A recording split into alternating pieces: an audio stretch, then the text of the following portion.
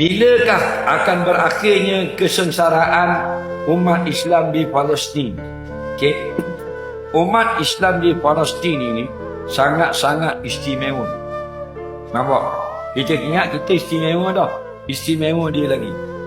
Kerana mereka lah sekarang yang paling ramai dapat orang yang menjamin syurga.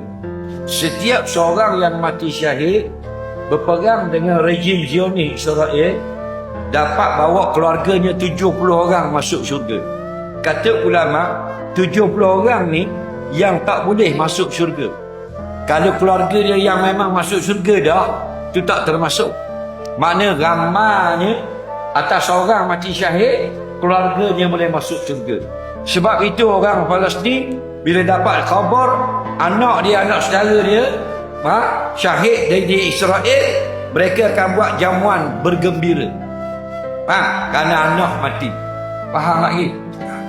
Kita marah ke anak pergi ngaji pondok, takut anak lapar tak ada CJ.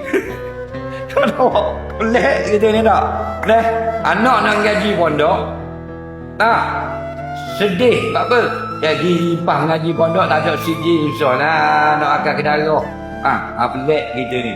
Orang Palestin, anak dia terbunuh perang dengan Israel, dia buat kenduri, sembelih lembu, sembelih unta. Buat apa? Seronoknya. Buat apa? Boleh syurga. Bukan anak yang mati je syurga. Anak beranak dia 70 orang Nabi sebut dalam hadis sahih. Faham tak? Dan jadi kalau kita kata penderitaan sebenarnya tak derita sangat. Kita sebenarnya lebih derita.